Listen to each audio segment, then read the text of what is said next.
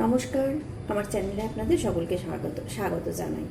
আমি পিঙ্কি চৌধুরী। আজকে আমি আপনাদেরকে জানাবো রান্নাঘরের বাস্তু নিয়ে কিছু ছোট ছোট সহজ টিপস।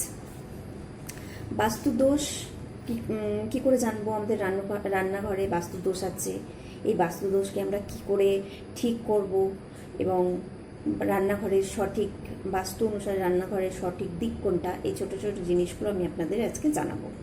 তার আগে বলি, অগ্নিতত্ত্ব, বাইরের অগ্নিতত্ত্ব, আমাদের শরীরের অগ্নিতত্ত্ব আমাদের জীবনে অনেক প্রভাব বিস্তার করে। আমাদের শরীরের ভেতরে যে অগ্নিতত্ত্ব আছে, সেই অগ্নিতত্ত্ব প্রতিনিয়ত কাজ করে চলছে।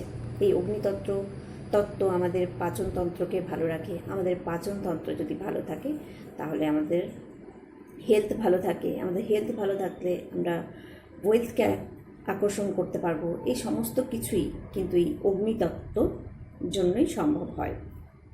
তো এই আমাদের রান্নাঘর যেহেতু অগ্নিতত্ত্বের সঙ্গে যুক্ত, কারণ রান্নাঘরে কি করি, আমরা রান্না করি কিভাবে, আগুনের মাধ্যমে ওই অগ্নি জ্বালিয়েই আমরা রান্নাবান্না করি। তো আমাদের রান্নাঘর সঠিক জায়গায় হওয়াটা খুবই দরকার। তো প্রথমেই বলি যে আমাদের রান্নাঘরের সঠিক দিক কোনটা। আমাদের রান্নাঘরের সঠিক দিক হচ্ছে পূর্ব আর দক্ষিণ পূর্ব দিক। আমাদের রান্নাঘরের সঠিক দিক হলো দক্ষিণ পূর্ব দিক। যদি কোনো কারণে এই জায়গাটাতে রান্নাঘর না থাকে, সকলের ক্ষেত্রে বলছি, তাহলে একটু এই কোণ ঘেঁষায় একটু পূর্ব দিকে বা একটু দক্ষিণ দিকে আমরা রান্নাঘর করতে পারি। এটা হচ্ছে রান্নাঘরের সঠিক জায়গা রান্নাঘর তৈরি করার।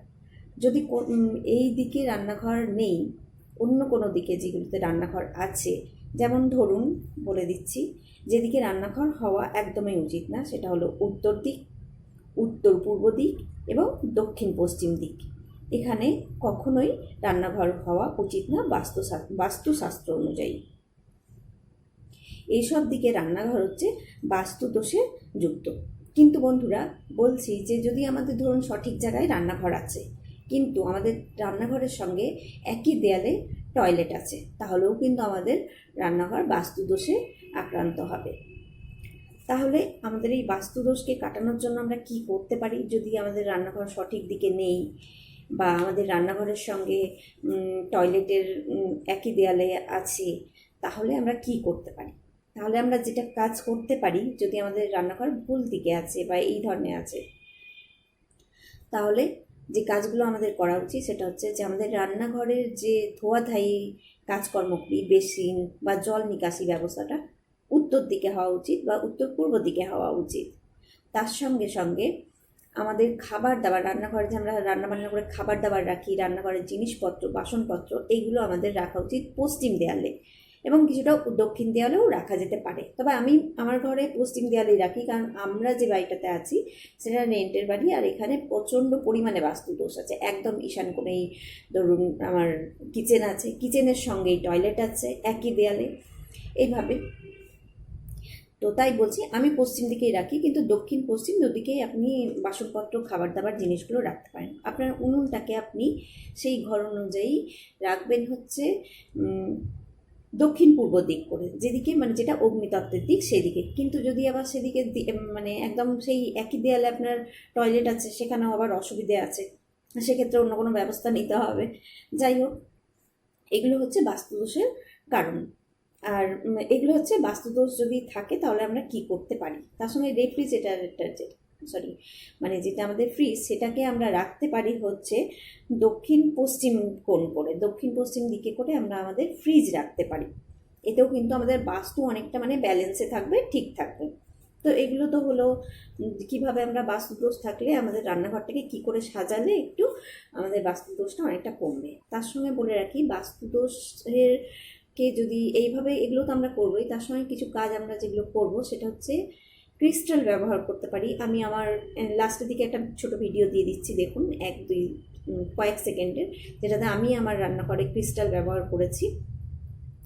তো ক্রিস্টাল ব্যবহার করতে পারেন। তাছাড়া আপনি রান্নাঘরকে শনিবার করে আর মঙ্গলবার করে লবণ জলে প্রতিদিন মুছবেন। রান্নাঘর কেন, সমস্ত বাড়িটাকেই লবণ জলে মুছবেন।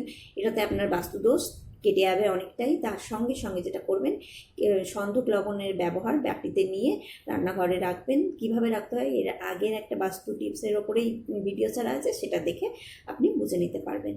তো আজকে এতটাই।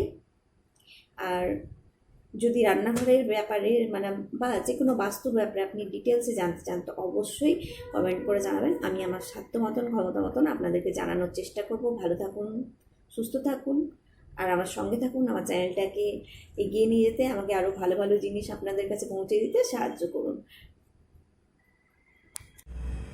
এটা হচ্ছে আমার রান্নাঘর। যেহেতু বাথরুম আর রান্নাঘর একই দেয়ালে আছে, তার জন্য আমি এই ব্যবস্থাটা নিয়েছি ক্রিস্টালের মাধ্যমে।